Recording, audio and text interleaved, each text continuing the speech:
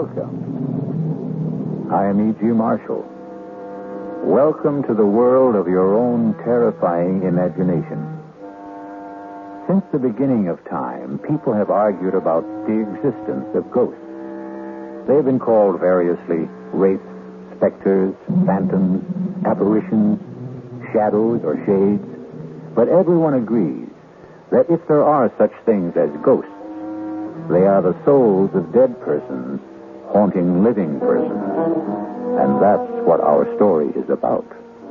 Ghosts. No one, Mr. Garth, whether professional ghost hunters or ordinary people, have ever been able to spend an entire night in that house. Well, how many have tried, Mr. Flanders? Well, I know of at least a dozen. And that's within the past 2 years. Well, did you get any reports from the professionals? Most sketchy ones. But they all say the same thing. That whatever or whoever it is that haunts that house, the manifestations are the most powerful and evil in their experience. They all mention nameless horrors.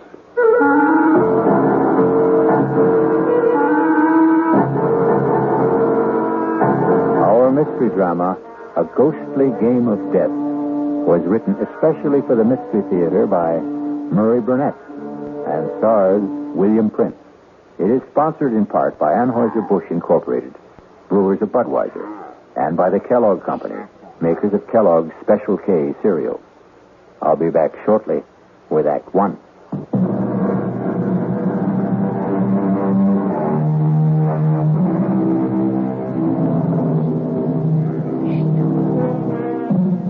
Nameless horrors. A nice phrase. But as soon as you put a name and identity to horrors, somehow they prove bearable. In the last century, people have shown that they can and do bear up under mass genocide and atomic bombings. But the horror that is nameless, that is the most fearful of all. And our spine tingler will try to put a name to one kind of horror. You are not real. There are no such things as ghosts. I'm just imagining things. But I see you. I see you. No, don't hurt me. Whatever you are, please, stay away from me. You want me to leave the house? I will, if that's what you want. Just please let me by. I'll go right down the stairs, walk out of the house, and never come back. Is that what you want? Please. No! Don't touch me! Let me out!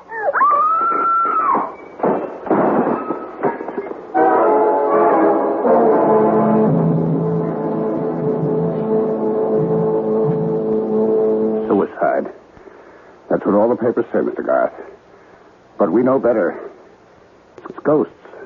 That house is haunted. Mr. Flanders, my field of study is the supernatural.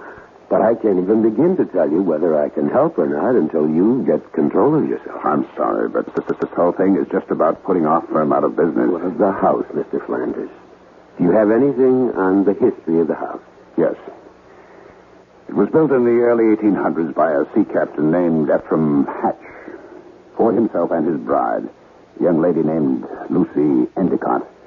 And they lived in it for some 4 years until the tragedy. You have the details? Well, Captain Hatch was supposedly a hellraiser in his youth, but also a great seafaring man. He was in whaling and, if the rumors are true, slave trading. At any rate, he amassed a fortune.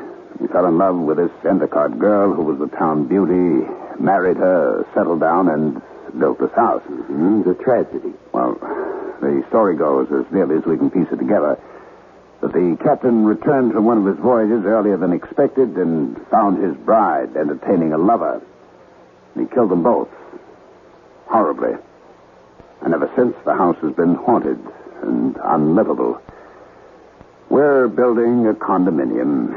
This house is a key location, right in the middle of the property we own. We can't even get wreckers to tear it down. No one will go near the place. You keep telling me that no one has lived in the house. What about this girl who just died there? Oh, that was a stupid idea of my partner's. Her name was Roberta Ginley, a television reporter. She wanted to make a name for herself, and my partner sold me on the idea that if she spent a night in the house and then went on television and told people about it, our problems would be solved. And now we're in a worse mess than before.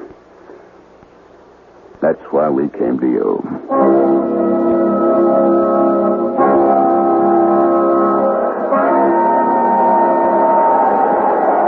Well, there you are, gentlemen. The haunted house. Well, is it always this windy, Mr. Flanders? No, Mr. Kelly.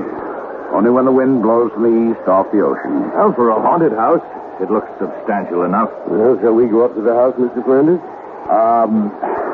Why don't you two go? I'll wait for you here. You'll be quite safe, Mr. Flanders. It's broad daylight. Tim Kelly here has been with me in more haunted places and dealt with more ghosts than any man, except myself. And don't forget Byron. Byron is my dog, Mr. Flanders. And like me, he doesn't believe in ghosts. Huh? Do you, Byron? Oh, I'm not scared, gentlemen. It's just that I've seen the house so many times, Well, I don't want to influence you. Suit yourself. Let's go, Byron. You bring all our gifts in? Well, it's back at the motel. We won't need it until tonight. Wow. They certainly built solid houses in the old days. Look at this door. What? Take it easy, Byron. Boy, everything's okay. You got the keys? Right here? Mm-hmm. All right, in we go. In we go. Come on now, Byron. Come on. We're on our way to meet the ghost. Tim, keep Byron quiet. Sit, Byron. Come on, sit. I don't think we should bother the downstairs. Let's go up and see where we're going to sleep tonight. All right, I'm with you. Come along, Byron. Oh, this looks like the master's bedroom. I'll sleep here. All right, I'll sleep in this little alcove here, right off your room. Byron, what is the matter with you? I wouldn't try to take him into that alcove, Tim. He can stay in this room with me tonight. All right. Hey, there's a door here leading outside to what you call the Widow's Walk. Want to come out and look around? I'll be right with you. Just checking the fireplace. You're going to need logs. Okay. Where's the door? It's right here. It hasn't been open in a long time. Now, what a view. Look at that ocean. Any woman waiting out here to see her husband's ship come in might be blown away. From what Flanders tells, the captain's wife wasn't too anxious for her husband to return. That's right. She was too busy entertaining her lover. Watch out! Now you moved the rail! Thanks, Mr. Strong. Hadn't caught me. I would have gone over. What happened? Oh, nothing. I don't know. I lost my balance. Come on, Tim. We know each other better than that. What happened? I really don't know, Alex. I'll swear. I thought someone pushed me.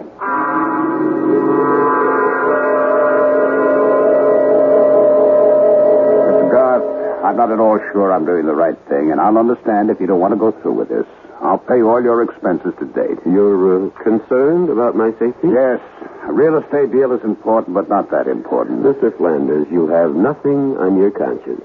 Tim and I will spend tonight in the house, and by tomorrow, the ghost should be at rest. And you think there is a ghost? Well, of course.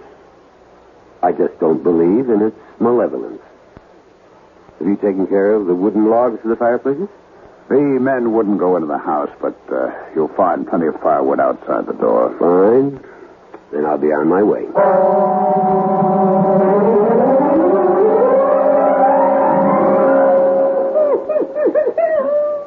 I've never seen Byron act like this. Something to think about. Well, I've been with you on about 50 of these haunted house deals. You think there's something different about this one? Well, I don't know, but I'm going to find out. Well, I've heard that sort of moan before. According to you, Alex, it's a ghost in pain. It is. Sounds like the evening's entertainment is about to start.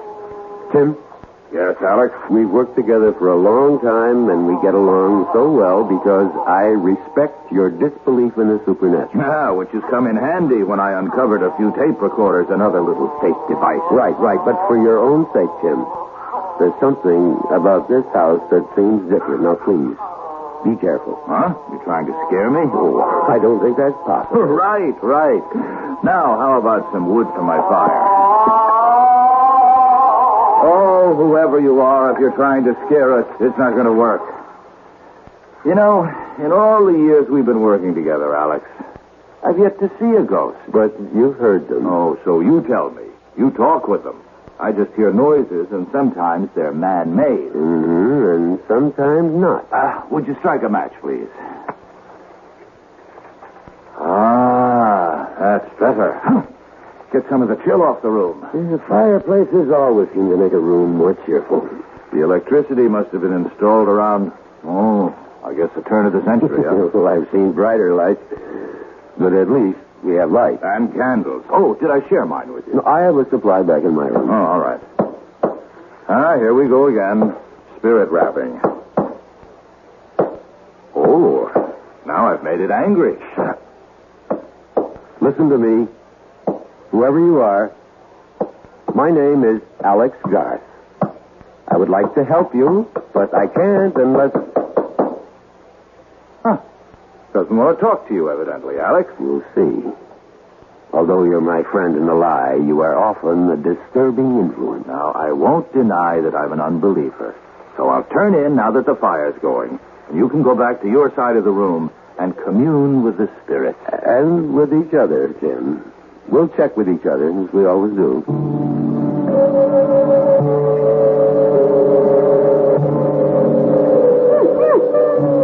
Oh, quiet, Byron. It's all right, boy. It's all right. Oh, trust me, Byron. You like your ears rubbed. Expect me to sleep with all that racket going on? Has Byron gone bananas? Well, I'm trying to quiet him. Easy, boy, easy. It's all over. Tim, is there any way we can get Byron out of here? He's beginning to froth at the mouth. He's covered with perspiration. Well, I don't want to let him out now. He'll just get lost. He'll get over it when he sees nothing's happening. Hey. What? My lights just went out. How are yours? Going. Gone. Easy, boy, easy. I know you're in trouble. Please, let me help you. If you'll show yourself, I could help you. I've helped others. Believe me. Is your name Lucy? Lucy Endicott? If you are Lucy, would you rap twice? Can you? Byron, come here. Come here right. Lucy, you're frightening a dumb animal. You're not frightening me. I'm sure you don't want to terrify a beast. He's never done you any harm. Byron, come here. Come out of that corner. Come to me. Good God. Come on. Alex, the fire's going out in here. So we go to the candles. You've plenty of matches, haven't you? Yeah, I'm fine, but I'm really worried about Byron. Oh, somebody's playing games. I tried to find the fuse box if I could, but... Hey. What is it, Jim? Well, whoever's at the controls is pretty good. A nice cold gust of wind just blew out the match I was using to light the candle. Well, I've got a couple of candles lit. You want one? Oh, no, thanks. I'm not scared of the dark. That's hounding. That's a new one, isn't it, Alex? It's new to me. It isn't spirit rapping. Sounds like someone wants in. Want to go down and open the door? Oh, no chance. Hey, Alex, is your side of the room rocking like a boat? I'm steady as a rock. Was that Byron? Yes. What happened? I'm not sure. He's dead, Tim. What? His neck seems to have been broken. Tim, did you hear me? I said Byron is dead. Tim, are you all right?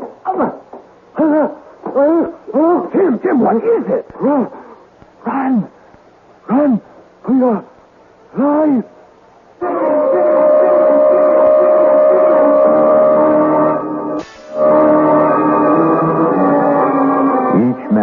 has his own nightmare. Something from which he will run, driven by the secret whips of his own fears. But I suspect that Alex Garth could not tell you what it was that Tim Kelly ran from that night in the house that faced the sea. We'll be back shortly with Act Two.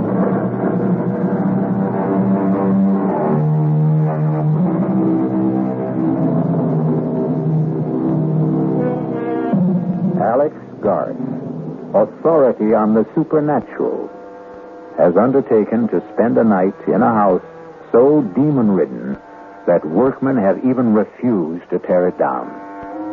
Deserted by his friend and ally, Tim Kelly, who fled in terror from unknown fears, Garth knew that he had to face the rest of the night alone as the heavy outer door boomed closed behind Tim Kelly.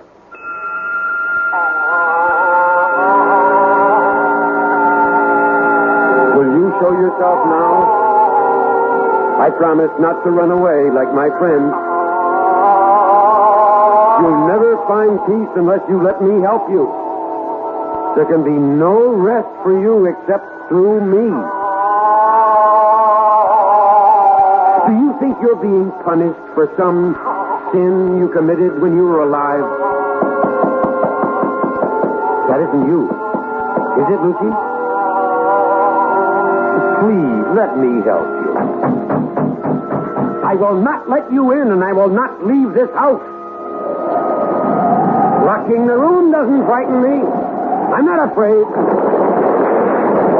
Mr. Coggins! We've split a tough, fellas. Keep her steady or I'll kill you! That letter I received in Trinidad tells me that my Lucy, my wife, is carrying on under the roof of the house that I built for her with young John Rogers. So, Mr. Coggins, we're going to drive for home and to hell with the storm. Nightmares. We've all experienced them. But I venture to say that none of us has experienced the horrible sights, shapes, and sounds that Alex Garth saw and heard in that dark room of the haunted house for the next hour. And when he still held hard to his sanity and what remained of his courage, the apparitions changed in character. Garth no longer knew what was real and what was fantasy. He later told me that he may even have fallen asleep, hard as that may be to believe. Alex Garth? Lucy? I am Lucy. Am I not there, Alex Garth? Yes. Even beautiful? Very beautiful. Would you not like to touch me, Alex? Even if I wanted to, I could not. You think I am cold and repulsive. That is what you think. John, tell Alex how nice I am to touch. You are very nice to the touch, Lucy. Was John your lover? You do nothing but ask questions, Alex Garth. What should I do, Lucy? Make me feel once more the touch of a man you love. And Lucy, you're in torment. I can only give you peace. torment? Why should I be unhappy? I live here in my house and... Of course, we were naughty, John and I. We tried to frighten you. But that was only because I don't like strangers in my home. Apologize to Alex, John. This is a childish game you're playing, Lucy. But I adore games. I love games. Come dance a minuet with me, Alex. Isn't the music lovely, Alex? I don't dance the minuet, Lucy. John, you dance with me. This was how John and I first met. Doesn't he dance beautifully, Alex? Very beautifully. Remember, John? Remember how you looked at me that night? Yes, and that old witch Hannah saw it. and wrote the letter to your husband. Oh, not then, John. It was much later. Look at me that way again, John. Oh, you're no fun. No fun anymore at all, John. Alex, you come and dance with me. No, thank you. You are afraid, Alex. Yes, I am afraid. John, you heard. He is afraid. I said I was afraid, Lucy, but not terrified. Fiddlesticks. You play with words, Alex Garth. And you want me to play ghostly games with death, don't you, Lucy?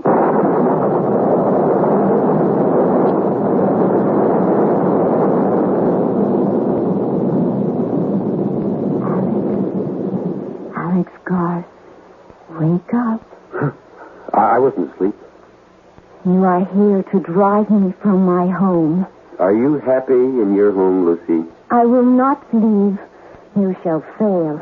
Others have tried. Would you like to see what happened to those others? I have a mirror you can look into in my room, just down the hall. Look in that mirror if you dare. I think I've been given a fairly good idea already. Leave this house, Alex. For your own sake, leave. Tomorrow morning, Lucy. Tomorrow will be too late.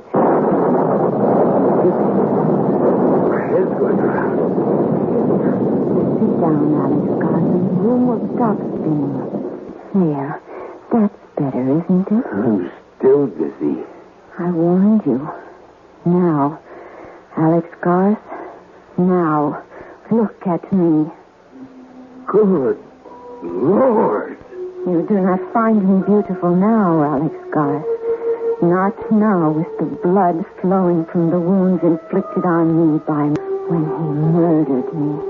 Not murdered. Executed. You would not like to kiss me now, Alex Garth. Stay where you are. You need not worry about my blood staining your clothes. It will not even show. Stay away. Stay away. I warned you, Alex Garth. You think no one would wish to embrace me now, with the cuts and wounds and blood disfiguring me. Is that what you think? I'm not listening. Someone will wish to kiss me. Someone who loves me. I will kiss you, Lucy. I will embrace you. And I will embrace you, John, my love, even with the blood flowing from your poor I can't look. I can't. It will do you no good to put your hands over your eyes, Alex. You will still see the bloodied lovers kiss. No, I won't witness this horror. My thoughts are mine. And they're real. You're phantoms, and you don't exist. For many we don't. But you know that we do. We are here, and we are real. And the only way you can banish us from your mind's eye is to run. Run, as your wise friend did. Run, and you'll see us no more. No. No, Lucy. I'm not leaving this house.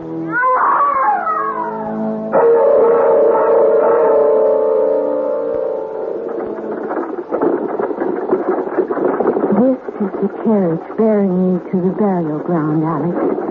If you open your eyes, you can see into the coffin. The undertaker did a fine job.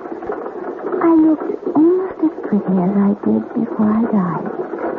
I was wearing the dress you've seen in, Alex, and the only mourner following who wasn't afraid of my husband's wrath. The only person who didn't believe I was a wanton. Do you believe that? Yes. You do? Yes. Everyone feared Captain Hatch. And you, Lucy, most of all, you still fear him. No. Oh, why won't you go? Like you, Lucy, I am bound. How bound? By my knowledge, by my pride, by knowing if I leave now, I failed. You have stayed longer than anyone. Not long enough. You mustn't stay. What you have seen is... It will be worse and dangerous for you. Even more dangerous. And you're afraid for me? Yes. Why? You really don't know? Of course not. But you've seen John. Have you not noticed that you are very alike? Well, I really hadn't looked that closely. Would you? No, I believe you. Then you must see how dangerous it is for you now. Then help me. I cannot. If you would trust me and tell me what the control is, I could help. You're very wise, Alex, but this is something beyond your wisdom. Try me. It's impossible. I am held here by forces stronger than yours. How do you know what my powers are? I told you, you are not the first who has been here, but you are the bravest, and your courage will destroy you.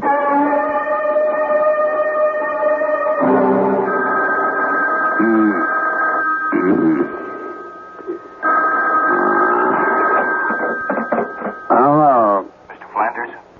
Who's this? Kelly. Tim Kelly. Where are you? Boston. What are you doing in... Flanders, I owe an apology. But I owe Alex a lot more than that. Mr. Flanders, you've got to get Alex out of that house. What happened? Just get him out.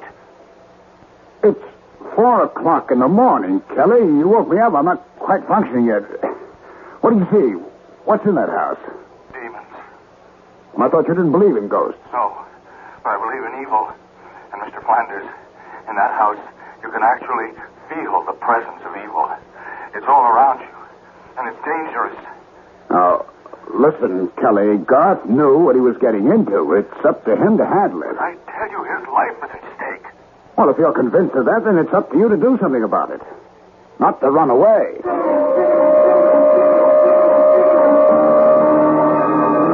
You speak to me of powers, Alex Garth, yet you are afraid to test them. What kind of test do you propose? The mirror. The mirror in my room. Let's go. Well, come on. I'm warning you, Alex Garth. Wait a second. Your death machine will not help you. Death machine. Oh, you mean the revolver. Call it what you like. It spits fire and noise and has been used stupidly by stupid people against us. Surely you know better, Alex Garth. No, it gives me something to hold on to. Come on. You could try to hold on to me. This is your room? You fear to go in?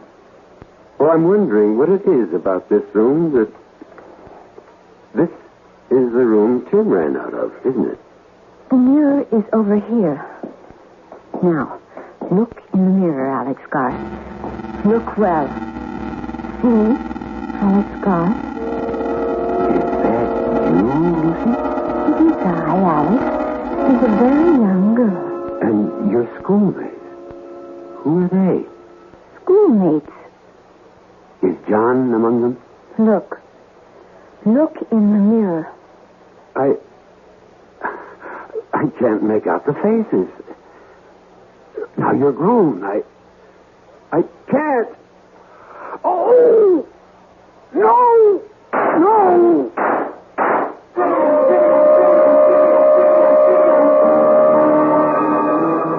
Mirror, mirror on the wall.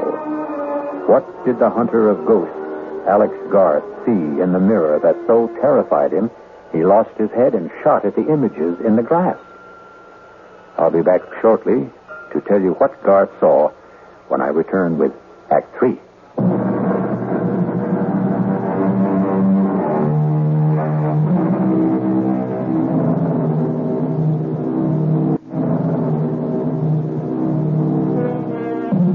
Some people believe in ghosts.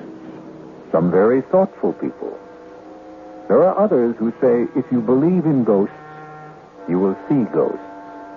And Alex Garth, expert on the supernatural, is not only seeing, but talking to ghosts. As experienced and as cool a ghost hunter as Alex Garth has just committed the childish act of firing his revolver into a mirror, shattering the glass into 1,000,000 pieces, and doing the same to his composure. Stupid. Stupid, stupid. Breaking the mirror isn't going to change anything, Alex Garth. The only thing you can do is leave. I'm not leaving, Lucy, until dawn. If you stay, your mind becomes a mirror. A mirror for all the things you don't want to look at. Well, if I have to look, I will. Then farewell, Alex Garth. You and I will see each other, but we can no longer talk until you join us. Join you? You are doomed. You will join John and me here in my home for all eternity. And God help you, Alex Garth, because I no longer can. Lucy. Lucy, is that you? Lucy, my darling, my love, I must go now. No. Please stay a little longer. Just a little longer, dear heart. Why did you marry him, Lucy? He went away, John, my love. He left and never said a word. How could I, Lucy? You know I didn't have a penny. You could have told me you loved me. You knew that. You knew it all the time we were growing up. Sometimes when people grow up, they change, John. And I was afraid you no longer cared for me. That's why you married the captain? I didn't want to be an old maid. Oh, there was no chance of that. I was afraid. John. He was so strong. John, I'm going to have a child. What? I'm going to have a baby, John. You're a baby. You're sure? I'm sure. Then we have to leave. You must come away with me, Lucy. Where will we go? West. To a new place. For a fresh start. Somewhere where Ephraim can't find us. There is no such place. Of course there is. Lucy, you know what will happen if Ephraim discovers that... Ephraim won't be home for at least a week. He was in Trinidad. The last I heard... Lucy, please. Your husband. Come on down and unbolt the door. What do we do? Hide. I need my rings. Where? Anywhere. Quick. There. In my wardrobe. Behind my gown. Lucy. Coming, Ephraim. Just getting my robe. Don't be wasting your time, Lucy. It's been 4 months since I've seen you last. All right, Lucy. Where is he? Who? John Rogers, your lover. Have you gone mad, Ephraim? Aye, maybe. Mad with jealousy. Stop lying and tell me where he is. You're hurting me. Aye, and I'll be hurting you a lot more unless you tell me where he is. Who put those terrible ideas into your head? The Widow Davies, that's who. And you believe that old gossip? Tell me she lies. Tell me. Here. Lie. Aye. Lie there and snivel whilst I roust out your fancy man from wherever he's cowering. There's no one here, Ephraim. God is my witness. No one. Here it goes. Well, for your sake, I hope you're right. But the widow told me she saw him sneaking into this house tonight. She lied. She lied. Maybe. And now, how about your wardrobe? Ephraim! I am with child. Get up on your feet. The child is yours, Ephraim. Your child. You think I'll have my wife carrying another man's child? No. Oh, you'll be killing your own child. Liar. Cheat. Stop. He's here. The man who got you with child. Then come here and stop me. Come on. No. You know I can't do that. Can't? You mean you won't? You know as well as I do that I've never had anything to do with your wife. Just as you know very well who I am. What I'm trying to do here. Then do it. I'll match my blade against your pistol anytime. Captain! No, John. No. So, you came out at last, did you? Now, tell me how you like the taste of steel. Here, have another drink, Garth. You look as if you need it. Flanders, there isn't enough liquor in the world to warm me. Not after what I saw at your house.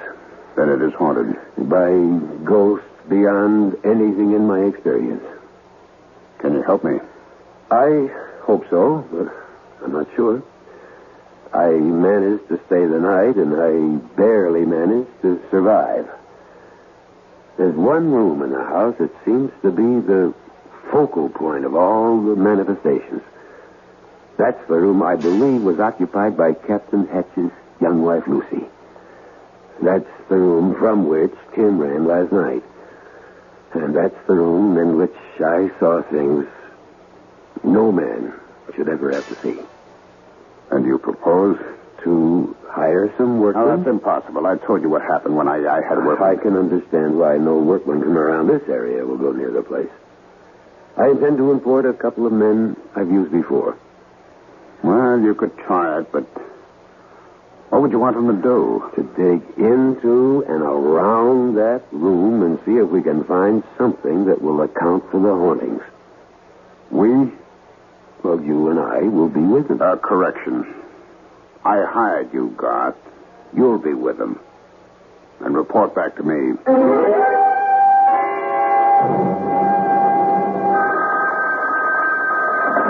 Hello? Flanders, this is Olive Garth. I'm calling you from a diner just down the road from the house. With good news? With news. My workman walked out. Well, that's that. If you want that house cleansed, all I ask is you meet me there in half an hour. Well, why do you need me? Well, for two reasons. One, I don't know what may have to be done to the house, which is your property. And two, I don't think one man can do all the necessary digging that may have to be done.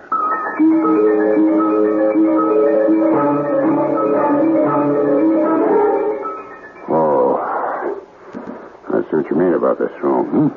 Yeah, we'll try not to think about this house or the stories about it. Just hand me that hammer. What do you want with a hammer? I'm going to test these walls, floors. You think there's a secret passage or some nonsense like that? Well, I don't know what there is, but there must be something. You'll have to take my word for it that what goes on in this house isn't an ordinary lost or restless spirit seeking solace. It's something that's planned and controlled. How? That's what I hope to find out. Ah! Here. You found something? I think so. Listen. That sounds hollow. Yes. And the further down you go towards the floor, the hollower it sounds. I mean that crowbar. Well, maybe we should let things be. Not if you want to rid the house of the ghosts. Well, what will we find? Lord knows. Here goes. I know. Wait. Can't you handle this without me? You scared? Well, I think I'd feel better if I stepped outside. Be over in a minute. I don't think I'm going to be able to stand this. Well, just think of something else. You get a thought, and you hold on to it. Well, I can only think of the sea and the storm and the ship driving and a woman.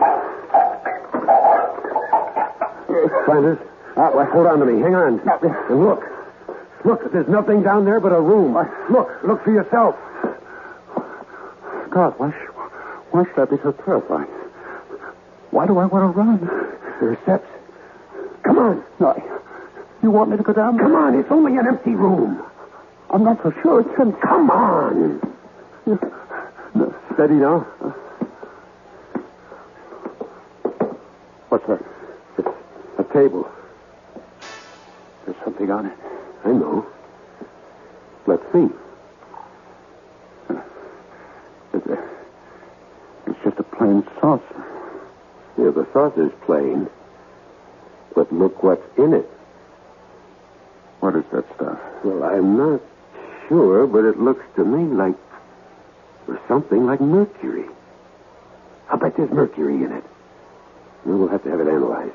What's that on top of it? A needle. Look at it spin. I see. But don't you see anything else? No. Well, look under the saucer. Looks like a slip of paper. It does indeed. Let's have a look at it, if I can get it out without disturbing the... There we are. There's writing on it. What does it say? As moves this needle, so moves my will. Accursed be this house and all who dwell therein. See to it that they find neither rest nor tranquility, but be doomed to eternal agony and torment beyond the ken of man and woman. To which I affix my seal and signature, Ephraim Hatch, master of the schooner Lucy. Do you mean to tell me that this piece of paper, that saucer of liquid and a needle... Look out! The saucer! Be careful! Oh. Quick, the ladder! Hurry, Flanders! The smoke! I can't breathe! The ladder! Quickly! I'm right behind you!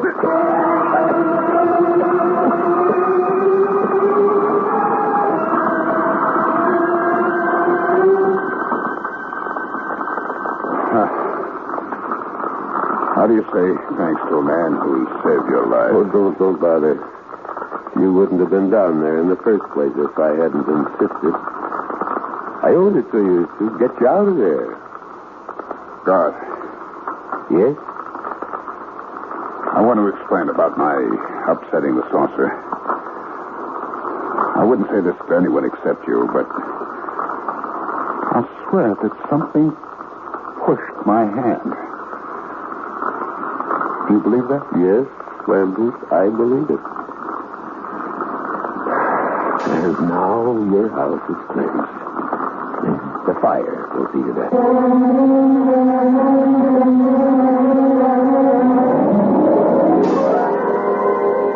For those of you who are skeptical about the existence of such things as ghosts, I have a suggestion. Find a house reputed to be haunted and spend the night there. And then let me know about it. I'll be back shortly. Alex Garth is still an avid investigator of the supernatural.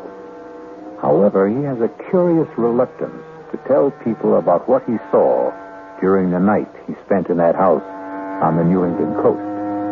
And he never admits that many times in the dead of night, he sees again the face of Lucy, her lover, and the terrible sword of Captain Ephraim Hatch.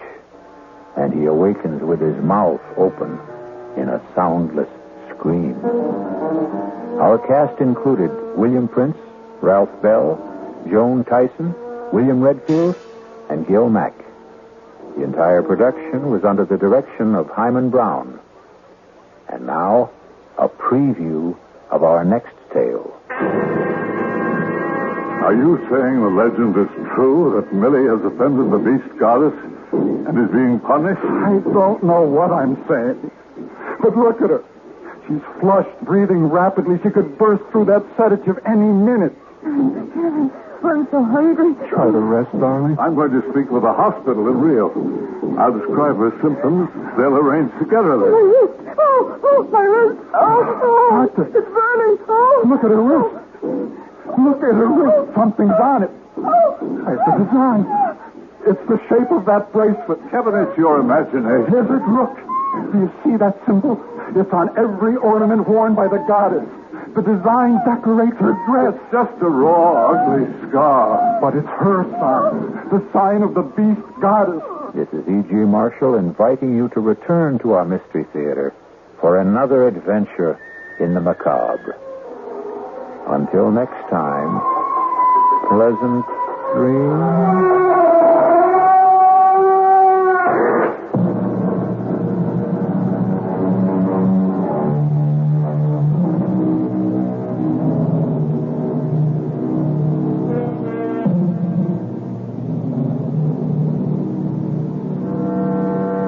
You're listening to WTAX Radio.